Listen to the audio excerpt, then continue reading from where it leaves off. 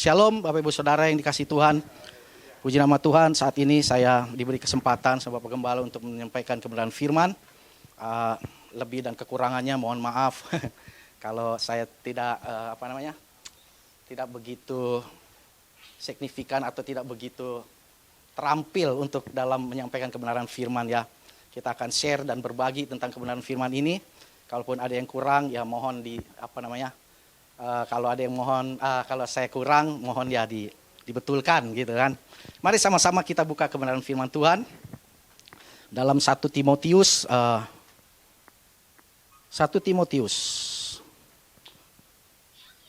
pasal yang ke-6 ayat yang kedua sampai dengan ke-10. Tema kita pada malam hari ini adalah ibadah membawa keuntungan yang besar. Ya, tema kita adalah ibadah membawa keuntungan yang besar. 1 Timotius pasal yang ke-6 ayat 2 sampai dengan ke-10.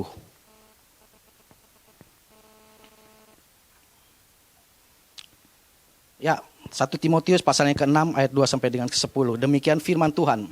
Jika Tuhan mereka seorang percaya, janganlah ia kurang disegani karena bersaudara dalam Kristus, melainkan hendaklah ia dilayani mereka dengan lebih baik lagi.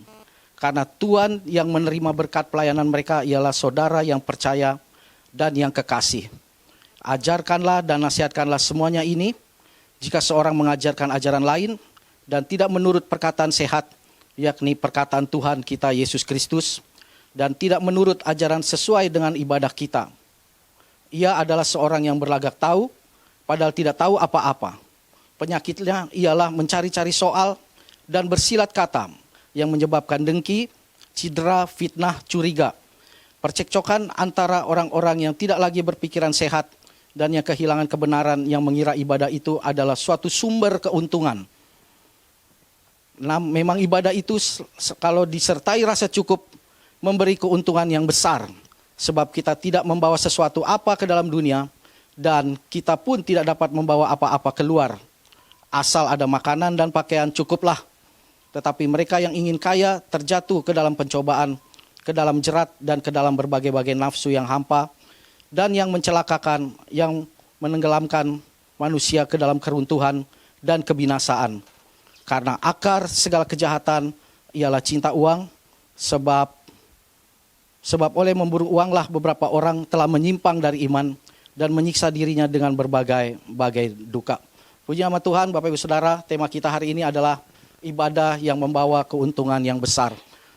Kadang-kadang orang salah untuk dalam mengikuti ibadah, bahkan mereka berpikir bahwa di dalam ibadah itu bisa menguntungkan nih, ya, bisa cari duit yang besar nih, bisa berbisnis nih. Dan kita dengar sekarang bahwa ada banyak orang-orang ya bahkan bekerja sama. Saya pernah dulu ditawarin sama dulu saya waktu itu pegang Komsel di daerah apa itu ya. Nah, dan mogok. Nah, orang ini bilang begini, Pak Enar, mau nggak bikin ini? Nanti bikinnya di apa tuh waktu itu? Bikinnya di apa tuh? Di apa? Da Vinci ya. Da Vinci, tempatnya gede banget. Terus dia bilang, nanti kalau jemaatnya banyak, jangan lupa ya, kita 50-50 bagi dua. Dari hasil persembahan dan lain sebagainya. Wah, saya bilang, Pak, ntar ya, saya tanya Tuhan dulu. Saya bilang, kalau memang Tuhan mengizinkan untuk bisa buka ibadah, untuk jalan ke sono gitu, saya mau. Tapi kalau Tuhan gak suruh, jangan Pak. Bapak sama aja buat saya jadi stres. Gitu kan. Nah, sekarang banyak tuh bisnis-bisnis yang seperti itu. Ya, di dalam gereja tuh banyak bisnis. Bahkan dia bilang, soal alat musik gampang Pak. Gitu. Masa juga nanti kami sediakan. Ada, saya udah kerjasama sama pengusaha itu. Dan pengusaha itu bersedia untuk membiayai ya, alat musik dan lain sebagainya. Ya, kapasitas bangku 1.000 orang. Saya berdoa dan saya tanya Tuhan, apakah Tuhan memang mempersiapkan saya untuk ke situ? Ternyata enggak, saudara. Tuhan kirim saya ke sini, ke gereja yang kecil ini. Tapi saya percaya, Tuhan, saudaraku ya, di setiap ibadah tuh pasti Tuhan akan membentuk kita. Ya, kita akan dibentuk Tuhan. Saya yakin ya. Maka ibadah yang membawa keuntungan yang besar itu, ya, kita yakin bahwa ibadah kepada Allah merupakan panggilan tertinggi manusia, khususnya kepada kita umat ciptaan Tuhan. Jadi ibadah yang sesungguhnya adalah merupakan panggilan. Kita ini diciptakan oleh Tuhan itu ya, untuk menjadi segambar rupa Allah, supaya kita dipanggil ya untuk menyembah dan memuliakan nama Tuhan. Nah, apa sih artinya ibadah? Ibadah dalam konteks Alkitab Kristen, ibadah itu adalah merupakan mempersembahkan seluruh kehidupan kita sebagai pengabdian kita kepada Tuhan. Jadi ibadah menurut konteks Alkitab Kristen, ya, ibadah adalah mempersembahkan seluruh kehidupan sebagai pengabdian kita kepada Tuhan, atau sesuatu yang dilakukan oleh manusia untuk memuliakan Tuhan sebagai respon terhadap keselamatan yang telah dikaruniakan Tuhan kepadanya. Maka dalam Roma pasal 12, Bapak Ibu Saudara, kalau kita buka dalam Roma pasal 12, ayat yang pertama dikatakan seperti ini. Karena itu saudara-saudara, demi kemurahan Allah aku menasihatkan kamu, supaya kamu mempersembahkan tubuhmu sebagai persembahan yang hidup, yang kudus, dan yang berkenan kepada Allah. Karena itu adalah ibadahmu yang sejati. Jadi respon kita kepada Tuhan, ya, ibadah itu adalah bagaimana respon kita kepada Tuhan, seperti saat ini nih. Bagaimana respon kita kepada Tuhan, mempersembahkan yaitu tubuh, jiwa, roh kita, kata Roma pasal 12 ayat 1. Yaitu sebagai persembahan yang hidup, yang kudus dan berkenan di hadapan Tuhan. Makanya Bapak Ibu Saudara yang dikasihi Tuhan, sebelum kita pergi beribadah di hari Minggu, ya, Sabtunya kita sudah berdamai dulu dengan Tuhan. Orang-orang Israel itu ya, mereka kalau berdosa, mereka mempersembahkan korban loh. Dia kasih korban, terus dibawa ke imam. Imamnya itu nanti bawa ke tempat bait Allah untuk mempersembahkan korban. Tapi ingat, imamnya juga harus hidup kudus di hadapan Tuhan. Kalau imamnya tidak kudus di hadapan Tuhan, maka ketika dia mempersembahkan korban, dia langsung disambar Tuhan mati. Makanya imamnya itu, Bapak Ibu Saudara, ya itu diikat, saudara. Kakinya tuh diikat pakai tali, terus dikasih kayak kerincingan itu, kayak tukang sate itu, tahu kan? Kerincing itu, ditaruh gitu, nanti dia masuk tuh, ya bawa korban. Pada waktu dia masuk bawa korban, nanti orang-orang Israel tuh, orang-orang yang di pelataran tuh di depan, dia dengar tuh, wah imam ini masih bunyi nih ininya, oh masih hidup berarti. Tapi kalau kerincingannya itu nggak bunyi, berarti imamnya itu sudah mati ke dalam. Dan orang nggak boleh masuk ke dalam untuk ngambil imam itu. Kenapa? Karena dia akan mati juga. Jadi betapa sucinya, kudusnya ketika dia masuk ke pelataran rumah Tuhan. Ketika dia masuk ke dalam bait Tuhan. Orang-orang Israel nggak boleh masuk. Dia mempersembahkan korban. Dan imamnya itu harus yang bawa. Imamnya harus yang kudus di hadapan Tuhan. Kalau imamnya nggak kudus di hadapan Tuhan, maka imamnya itu mati disambar Allah. Jadi betapa kudusnya, saudara, ibadah. Ya, kalau kita kan kadang-kadang asal-asalan aja ibadah. Habis buat dosa, kita datang. Makanya di hari Sabtu itu, ya seharusnya sih ya, karena betapa sakralnya, betapa kudusnya ibadah itu, di hari Sabtu sebelum hari Minggu, kita sudah berdamai dulu dengan Tuhan. Tuhan ampuni aku, istri, anak-anak, karena kami akan pergi ke pelataran rumah-Mu untuk berjumpa dengan Tuhan. Ya.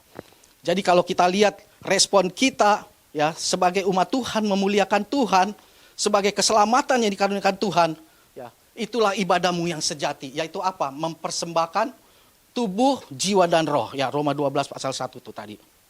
Karena itu saudara-saudara, demi kemurahan Allah aku menasihatkan kamu supaya kamu mempersembahkan tubuhmu sebagai persembahan yang hidup. Jadi Tuhan gak butuh uang kita. Ya, Tuhan gak butuh persembahan kita. Memang kita butuh uang, tapi Tuhan gak butuh. Tuhan butuh adalah tubuh, jiwa, roh kita. Mempersembahkan katanya tubuhmu sebagai persembahan yang hidup, yang kudus dan berkenan kepada Allah. Karena itu adalah ibadahmu yang sejati. Tapi Bapak Ibu Saudara yang dikasihi Tuhan, kalau kita baca dalam Maleakhi pasal 3, coba kita buka dulu Maleakhi pasal 3. Maleakhi pasal 3 ayatnya ke-14. Maleakhi pasal 3 yang ke-14. Ya. Maleakhi pasal 3 ayat ke-14. Aku berkata, adalah sia-sia beribadah kepada Allah. Nah, kata orang Israel tuh. Kamu berkata, ya Maleakhi bilang nih sama orang Israel. Kamu berkata, adalah sia-sia beribadah kepada Allah. Apakah untungnya? Tuh, kata mereka. Apakah untungnya kita memelihara apa yang harus dilakukan terhadapnya dan berjalan dengan pakaian berkabung di hadapan Tuhan semesta alam? Orang-orang Israel dulu bertentangan dia. Dia bilang apa untungnya kita beribadah sama Tuhan? Apa untungnya beribadah kepada Allah? Pada waktu Musa naik ke atas gunung, ya, ketika dia mau ketemu sama Tuhan, orang Israel tuh nungguin. Terus dia bilang, mana nih Musa nggak turun-turun. Akhirnya apa? Dia kumpulin tuh emas-emas, suruh Harun, ayo Harun, mana kakak lu nggak turun-turun nih, bagaimana nih? Kita nggak ada petunjuk Tuhan. Akhirnya Harun kumpulin mereka emas-emas semua, dibuat apa tuh namanya? Lembu. Ya, untuk apa? Untuk mereka beribadah kepada Allah. Makanya dia bilang, buat apa kita beribadah sama Tuhan? Toh ujung-ujungnya ketika keluar dari tanah Mesir, di padang gurun juga kita sengsara. 40 tahun di padang gurun, sengsara nggak ngapa-ngapain. Mendingan kita di Mesir aja. Enak, diperbudak, tapi dikasih makan. Ya kan? Itu pun disiksa dulu, 400 tahun lamanya. Ketika mereka berteriak kepada Tuhan, dan Tuhan mendengar suara mereka, akhirnya diutuslah Musa untuk mengeluarkan bangsa Israel dari tanah Mesir.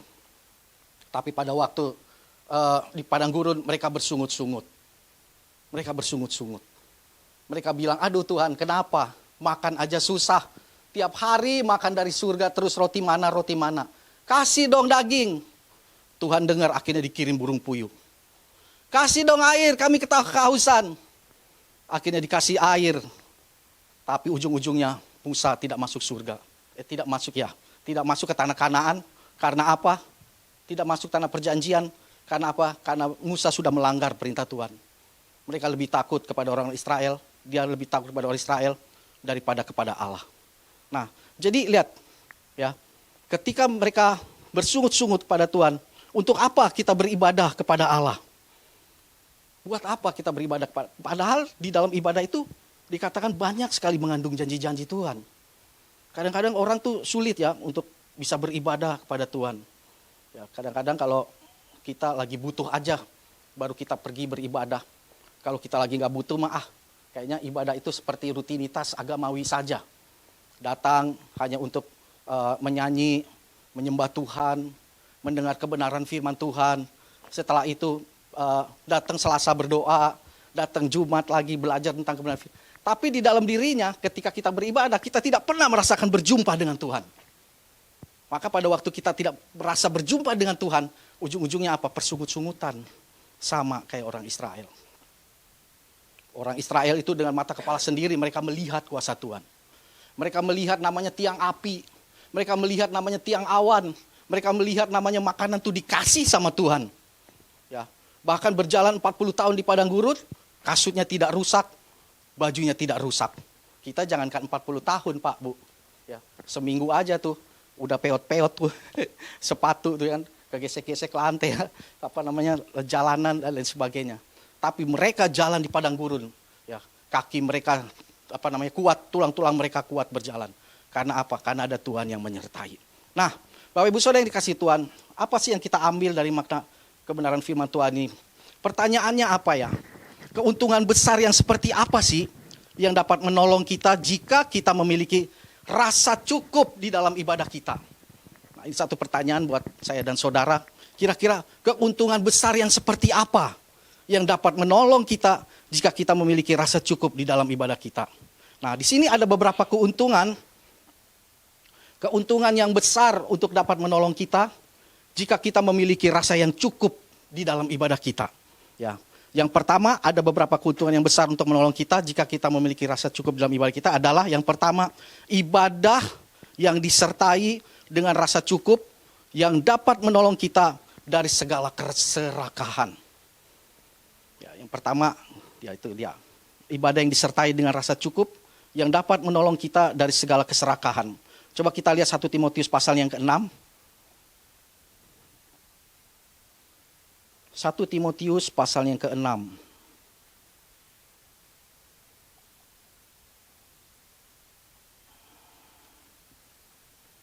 Ayatnya ke-9. Contoh, orang yang kalau ke dalam jerat jatuh nih ya, masuk ke dalam jerat itu perangkap, itu sama kayak kita nangkep tikus. Ibu pernah nangkep tikus di rumah pakai perangkap itu tuh. Dikasih ikan, baru dia ketika dia masuk ke dalamnya, tikus itu nggak bisa keluar lagi. Kecuali satu yang bisa keluarin, siapa? Orang yang masang perangkap itu. Nah, sama tuh, saudara. Pada waktu kita masuk ke dalam perangkap itu ya, dengan hawa nafsu itu masuk ke dalam, kita nggak akan bisa keluar lagi.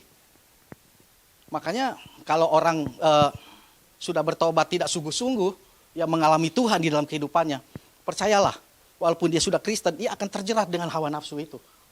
Ya. Walaupun dia sudah bawa firman nih kayak saya nih. Ya, kalau dia tidak tidak mengontrol dirinya, hawa nafsunya, kedagingannya, maka dia akan terjatuh ke dalam pencobaan.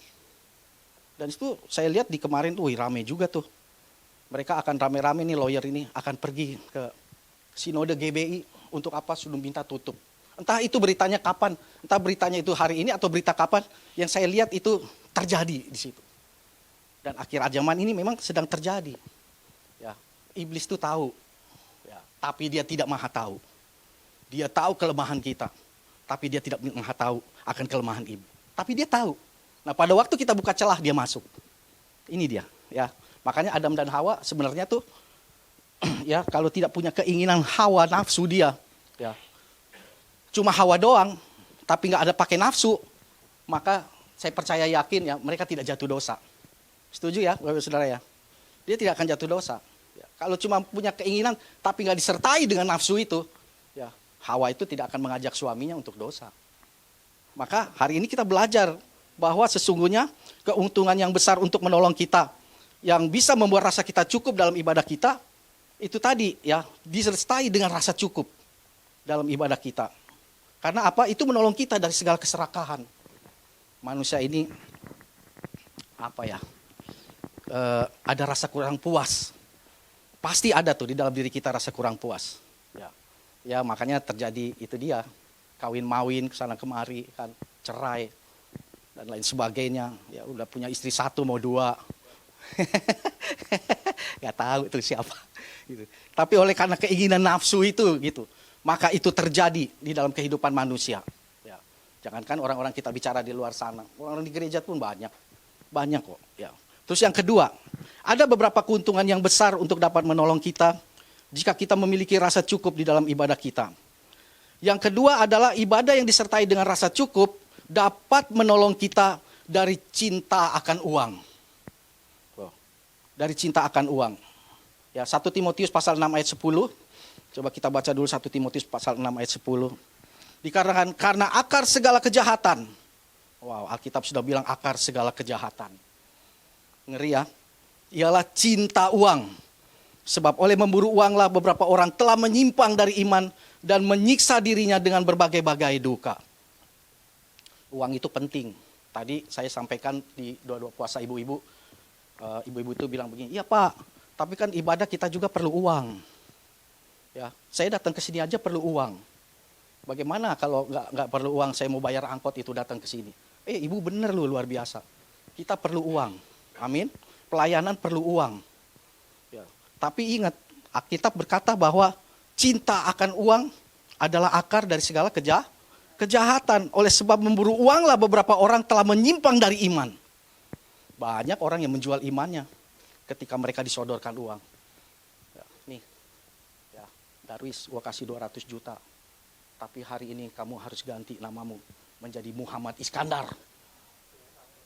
Kurangnya 200 juta. Oke, saya tambahin 500 juta. Gimana Darwis? Dolar, oke. 1 juta dolar buat Darwis. Tapi kamu harus merubah namamu menjadi Muhammad Iskandar. Setuju? Banyak saudara yang ditawarin kayak begitu.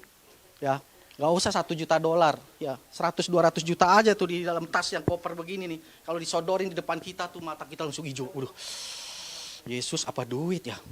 Yesus apa duit ya?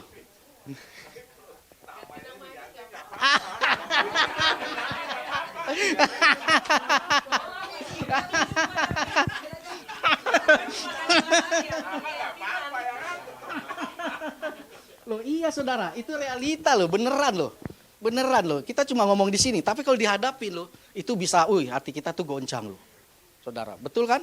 Iya, karena cinta akan uang itulah akar segala kejahatan. Orang bisa berpaling loh cuma gara-gara itu loh. Saudara bisa baku bunuh loh. Waktu kami tinggal di mana ya, Swasembada Barat 2 apa itu kalau nggak salah tuh. Ya kita tinggal di situ lah, ngontrak di situ dan di depan rumah kita ini ada orang Ambon. Jadi orang Ambon ini ternyata teman saya juga tuh. Nah rumah orang Ambon ini ternyata sudah dijual, rupanya mereka nggak bagi hasilnya nggak rata atau bagaimana gitu ya, saya nggak tahu gitu. Wih tiba-tiba pagi-pagi mereka ribut loh. Maju gitu, maju lu, ayo maju. Sudah pegang parang loh saudara bersaudara pengen berantem. Setelah lewat itu saya tanyalah sama teman saya, kenapa ini? Kok bisa sampai begini? Itu dijual ini tapi nggak dibagi-bagi ke gua nggak dapet, dia dikasih begini. Coba lihat betapa jahatnya uang, saudara. Betul ya Pak Gembala? Jahat tuh duit itu. Maka saudara, uang itu ya, itu bisa menjadi tuan yang baik dan juga menjadi tuan yang tidak baik buat kita loh. Ternyata uang itu kalau kita manage dengan baik, maka uang itu akan menjadi berkat di dalam kehidupan kita. Tapi kalau uang itu tidak kita manage dengan baik, maka uang itu akan menjadi akar kejahatan dalam hidup kita. Ya benar nih, saya bisa suruh bunuh adik lewat siapa namanya? Si Fayen nih, Fayen. Contoh ya, Fayen 100 juta ya. Tuh, istrinya si Yaro. Binasakan.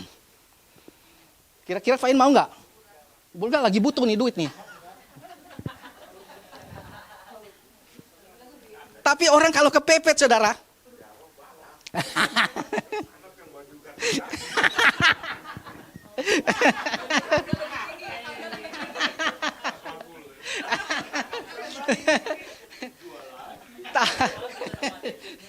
Tapi saudara, orang kalau lagi dalam keadaan pepet, ya jangankan 100 juta saudara, ya 500 ribu aja diambil loh.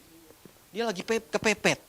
Berarti betul saudara, cinta akan uang adalah akar segala kejahatan. Alkitab kalau ngomong gak pernah salah, pasti betul. Makanya kita perlu ibadah, ya kan? Kita perlu ada di dalam ibadah. Kita perlu ada di dalam persekutuan seperti ini. Puji Tuhan loh, Bapak Gembala dikasih hikmat untuk mengajarkan kita setiap firman. Ya, pertanyaannya, udah dilakukan belum setiap firman itu yang sudah kita dengar? Sudah jadi pelaku firman belum? Apa cuma duduk-duduk, masuk kanan keluar kiri? Apa masuk kiri keluar kanan? Atau kebalikannya justru? Ya. Maka betul saudara, ibadah ini banyak mengandung janji di dalam kehidupan kita. Banyak memberi keuntungan yang besar bagi kita. Untuk menolong kita, untuk supaya kita mempunyai rasa cukup di dalam hidup kita. Karena orang kadang-kadang suka merasa gak cukup di dalam kehidupannya. Gak cukup Tuhan. Tuhan udah kasih segini, aku kurang. Harus cari lain. Ya, cari tambahan yang lain. Padahal Tuhan bilang, udah cukup nak. Segitu. Nah itu tadi tuh, saya lihat di medsos saya kaget. Gereja yang begitu besar, ternyata bisa menipu jemaatnya 50M. Itu yang ketahuan. 50 miliar jemaatnya. Mungkin Bapak Gembala udah dengar kali itu ya Pak. Gereja itu. Itu sangat betul. Itu betul ya Pak? Udah diklarifikasi itu ya. Udah ditangani. Itu betul berarti. Saya dengar. Kenapa orangnya serakah? Orang yang seperti itu serakah. Tidak bersyukur kepada Tuhan. Harusnya dia ikutin dong jejak bapaknya. Gitu kan.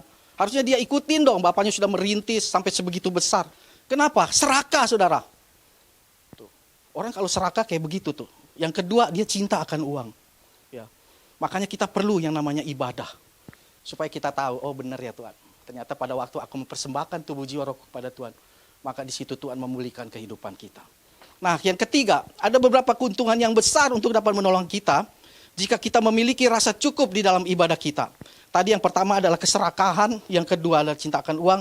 Dan sekarang ibadah yang disertai dengan rasa cukup dapat menolong kita dari goncangan jiwa. Wow, ternyata uang bisa menggoncang lu jiwa kita. Iya, maka 1 Timotius pasal 6 ayat 4, ya 1 Timotius 6 ayat 4 berkata, ia adalah seorang yang berlaga tahu, padahal gak tahu apa-apa. Penyakitnya ialah mencari mencari-cari soal dan bersilat kata yang menyebabkan dengki, cedera, fitnah, curiga. Gitu. Jadi orang yang gangguan jiwa nih, banyak nih orang yang terganggu jiwanya. Terbagi lagi ya anak-anak Tuhan. Dulu Pak Ronald ya pernah menyampaikan tentang kebenaran ini bahwa ada sakit rohani yang dialami anak-anak Tuhan. Sakit jiwa rohani, itu berat tuh. Sakit jiwa rohani. Contohnya ini dia, Timotius pasal 6 ayat 4. Ia adalah seorang yang belaga tahu padahal tidak tahu apa-apa. Ada banyak tuh di gereja kayak begitu tuh. Penyakitnya ialah mencari soal, bersilat kata, tuh, menyebabkan dengki, ya, terus cedera, fitnah, merajalela. Kenapa? Karena goncangan jiwa tadi, ya, goncangan jiwa tadi. Makanya kita perlu yang namanya ibadah. Kita perlu namanya pergi beribadah. Untuk apa? Untuk itu tadi, mempersembahkan tubuh jiwa roh kita kepada Tuhan. Respon kita berikan kepada Tuhan. Ini aku Tuhan, ku berikan hidupku kepadamu Tuhan. Tuhan ubah hidupku Tuhan. Ya, seperti yang baru. Maka pada waktu kita berjumpa dengan Tuhan, maka saya percaya tidak ada lagi sakit rohani. Tidak ada lagi goncangan-goncangan jiwa di dalam kehidupan kita. Karena kalau ibadah disertai dengan rasa yang cukup, itu bisa menolong kita. Itu bisa menolong kehidupan kita.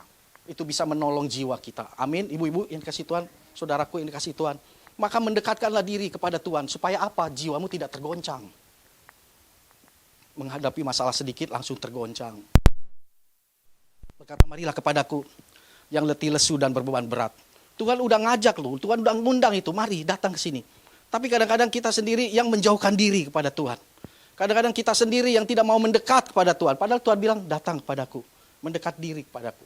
Ayo yang berbeban berat, mari datang. Pikul aku katanya, yang aku pikul, supaya bebanmu ringan. Tapi kadang-kadang orang tuh selalu mengambil jalannya sendiri. Yang mengambil inisiatifnya sendiri, tidak pernah tanya Tuhan. Tuhan, aku harus begini nih, aku harus begitu nih, aku harus mau buka usaha sama orang ini nih Tuhan. Aku percaya sama orang ini Tuhan. Gitu kan. Bagaimana nih Tuhan? Apakah Tuhan izinkan untuk saya maju buka usaha sama dia? Orang yang kayak begitu, orang yang selalu tanya Tuhan, pasti hidupnya berhasil. Seperti Raja Daud. Raja Daud, apa rahasianya pergi perang tidak pernah kalah? Tahu nggak saudara? Dia tanya sama Tuhan. Tuhan, aku mau nyerang tuh. Raja itu bagaimana? Tuhan bilang maju. Maju. Makanya dia pergi perang tidak pernah kalah. Tapi kadang-kadang kita suka maju dengan pikiran kita sendiri. Tuhan, aku mau begini nih. Saya mau ini nih, mau ngadain kerjasama sama orang ini. Nanti kalau udah ditipu, baru datang nangis-nangis sama Tuhan. Kok dia tipu saya Tuhan? Saya ditipu sekian gini. Kata Tuhan, nyahok lu. Soalnya nggak pernah tanya Tuhan. Makanya orang banyak tergoncang jiwanya apa? Karena itu tadi. Jauh menjauhkan diri daripada ibadah. Padahal di dalam ibadah itu mengandung janji. Janjinya di mana? Di firman Tuhan yang disampaikan. Makanya saya kalau dengar firman Tuhan itu, saya selalu jerapin gitu di dalam diri saya. Ini buat aku Tuhan. Ini buat saya Tuhan. Benar Papa Gembala sampaikan kemarin itu. Kadang-kadang kita kalau ditegur dengan firman Tuhan, kita tersinggung. Kita suka marah, berarti kita belum siap. Kita belum siap sama Tuhan. Kalau kita masih tersinggung. Justru pada waktu kita dengar firman Tuhan, kita tersinggung, kita justru bersyukur. Terima kasih Tuhan, Engkau kasih firman ini buat aku. Tapi kadang-kadang orang suka tersinggung. Benar kata Pak Gembala tuh. Ya, saya pernah juga tuh ditegur tuh gara-gara itu. Saya pernah ditegur, Pak, kok nyampein firman Tuhannya kayak begitu sih? Bapak kalau nggak sedang sama saya ngomong dong. Jangan lewat-lewat firman. Wah sering tuh saudara, kayak begitu. Ya, apalagi istri saya nih. Kalau saya lagi khotbah, kok khotbahnya kayak gitu sih? Tapi itu buat saya sih bagus. Kenapa? Untuk mengoreksi. Kayak begini nih, saya khotbah nih, tadi koreksi gitu kan. Itu bagus. Kenapa? Supaya khotbah saya semakin semakin bagus. Karena waktu saya belajar di Homeletik, kayak begini juga nih, saya disuruh khotbah. Nanti, ayo siapa yang mau bertanya gini-gini. Memang itu sangat menyakitkan, sudah. Tetapi saya percaya dengan adanya masukan, itu khotbah saya semakin bagus. Dan saya percaya Bapak Gembala juga ngalamin seperti itu. Saya yakin tuh. Pasti. Gitu. Karena setiap pengkhotbah harus dikritik. Dan harus menerima kritikan. Ya, gak boleh marah, gak boleh tersinggung. Supaya apa? Supaya menyampaikan firman-Nya itu dengan baik dan benar. Nah, hari ini kita belajar tuh, bahwa ibadah itu benar-benar mengandung janji yang sangat luar biasa tuh. Ya, suatu keuntungan yang besar buat kita. Kalau apa? Hati kita terbuka. Ketika kita pergi ibadah. Tapi pada waktu ibadah hati kita tidak terbuka, ya kan, punya rasa kesal sama orang, kita pergi beribadah, dengar firman Tuhan, langsung buat gua tuh. Mengajar tuh hamba Tuhan itu tuh. Nyesel juga gua pergi ke tempat ini, gitu kan. Padahal apa? Hatinya nggak beres, Bu. Tapi pada waktu hatinya beres, hidup kita beres sama Tuhan, apapun firman Tuhan yang masuk di dalam diri kita, kita akan berkata, terima kasih Tuhan. Dari situ kita dibentuk, saudara. Dari apa? Kebenaran firman. Makanya Saulus ketika jalan ke Damsik, ya, dia tuh belajar Alkitab loh Saulus itu. Bahkan dia punya dosennya tuh siapa namanya? Gamaliel, itu mengajar loh, dia belajar loh sama Gamaliel. Dia orang pintar dan dia belajar Alkitab. Ketika dia tahu Alkitab, bukannya malah ngajarin orang Kristen, malah membunuh orang-orang Kristen. Akhirnya ketika bertemu dengan Tuhan, wah dia justru kebalikannya luar biasa tuh. Dia bahkan Paulus tuh mati untuk Tuhan, ya, martir untuk Tuhan. Makanya yang merubah kita itu sebenarnya bukan manusia. Yang merubah kita itu adalah Tuhan sendiri. Siapa yang merubah kita? Nih yang merubah kita. Firman, Alkitab. Alkitab yang merubah firman kita. Yang merubah hidup kita. Makanya kita harus terus ikut ibadah. Ya. Apapun yang terjadi, tetap beribadah kepada Tuhan. Ya. Jadi ada beberapa keuntungan yang besar untuk dapat menolong kita jika kita memiliki rasa cukup di dalam ibadah kita. Yang pertama, ibadah yang disertai dengan rasa cukup untuk menolong kita dari segala keserakahan. Yang kedua, ibadah yang disertai dengan rasa cukup dapat menolong kita dari cinta akan uang. Dan yang ketiga, ibadah yang disertai rasa cukup dengan dapat menolong kita dari goncangan jiwa. Dan yang keempat, yang terakhir adalah ibadah yang disertai dengan rasa cukup dapat menolong kita dari motivasi yang salah. Nah, 1 Timotius pasal yang 6, ayat yang kelima berkata, percekcokan antara orang-orang yang tidak lagi berpikir sehat dan yang kehilangan kebenaran, yang mengira ibadah itu adalah suatu sumber keuntungan. Ini yang bahaya nih. Kalau ibadah udah dijadikan satu sumber keuntungan, waduh, bahaya tuh saudara. Ya. Jadi motivasi kita beribadah ketemu Tuhan udah salah. Ya. Sebenarnya kalau kita disertai dengan rasa cukup, kita percaya ya, berapapun yang kita terima dari hasil pelayanan kita, kita akan bersyukur pada Tuhan. Iya, kita akan bersyukur. Dulu saya waktu jadi WL ya, 50.000 loh saudara. Iya, main musik berapa tuh waktu itu? 25 kalau nggak salah waktu. 15.000. Saudara, bayangin saya bisa bertahan sampai 12 tahun di gereja itu. Karena saya tahu, saudara, kalau saya lain motivasinya dalam pelayanan, beneran deh. Saya akan bilang, wah masa segini kurang nih, ya kan? Masa segini nih kurang nih, tuh. Ya, kalau kita tidak punya rasa cukup di dalam ibadah kita kepada Tuhan, apalagi melayani pekerjaan Tuhan, maka kita mempunyai motivasi yang sangat salah untuk ikut Tuhan. Ya, kemarin Bapak Gembala sudah terangin bagaimana melayani Tuhan dan melayani pekerjaan Tuhan. Itu harus kita bisa membedakan itu. Ya, pada waktu kita tahu ibadah yang disertai dengan rasa cukup itu dapat menolong kita, maka terus kita jalankan itu, motivasi itu. Supaya motivasi yang salah itu ya kita bisa ubah. Ya. 1 Timotius pasal 6 ayat kelima tadi berkata, percekcokan antara orang-orang yang tidak lagi berpikiran sehat. Banyak orang sekarang dalam pelayanan yang berpikiran tidak sehat. Ya, mencari tempat yang lebih basah. Ada tuh istilahnya begitu. Ladang basah nih gua di sini nih. Saya pernah lu ditawarin juga lo. Mau nggak lu main di ladang basah nih, keren nih. 4 kali ibadah. Lumayan lu gini. Saya bilang terima kasih. Gak apa-apa, lu aja yang pergi ke sono. Gak apa-apa. Yang penting satu, saya bisa memuliakan nama Tuhan dan saya dikenal oleh Tuhan. Udah itu aja saudara. Karena hidup kita ini melayani, satu saat kita akan mati dan menghadap Tuhan. Dan kita harus mempertanggungjawabkan apa yang kita buat di bumi ini, apa yang kita buat untuk Tuhan. Dan Tuhan akan tanya itu, Ibu, sudah lakukan apa di bumi? Sudah lakukan apa kau Rainer di bumi? Tuhan akan tanya itu saudara. Ya. Nah, maka kalau kita bisa menyingkapi ibadah itu, mendapatkan, bisa memberikan keuntungan bagi kita. Kalau kita disertai dengan rasa cukup, ya, maka kita tidak akan ada lagi yang namanya motivasi yang salah dalam pelayanan.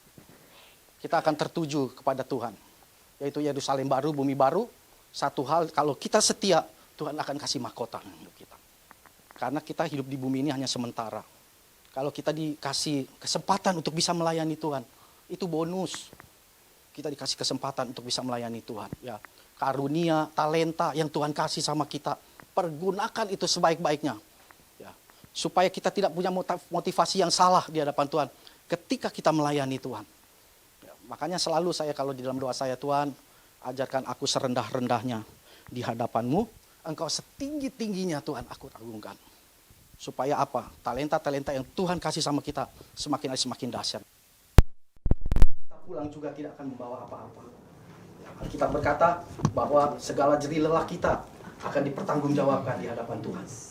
Ya, maka kita yakin bahwa ibadah itu akan memberikan keuntungan bagi kita dan dapat menciptakan rasa senang dan puas apabila di dalam ibadah kita itu disertai dengan rasa yang cukup. Nah, yang kedua, ibadah itu bisa menolong kita dari kebutuhan kita yang sangat banyak diperlukan. Ya. Jadi ketika kita dalam gundah gulana, perlu kebutuhan dan lain sebagainya, ketika kita mendengar kebenaran firman Tuhan itu. Dan hamba Tuhan menyampaikan, ayo berharap kepada Tuhan, percaya kepada Tuhan, yakin dengan jalan Tuhan, taat kepada Tuhan. Maka Tuhan akan menolong dalam kehidupan. Itu saya percaya. Dan yang ketiga, mencegah kita supaya kita tidak masuk ke dalam pencobaan.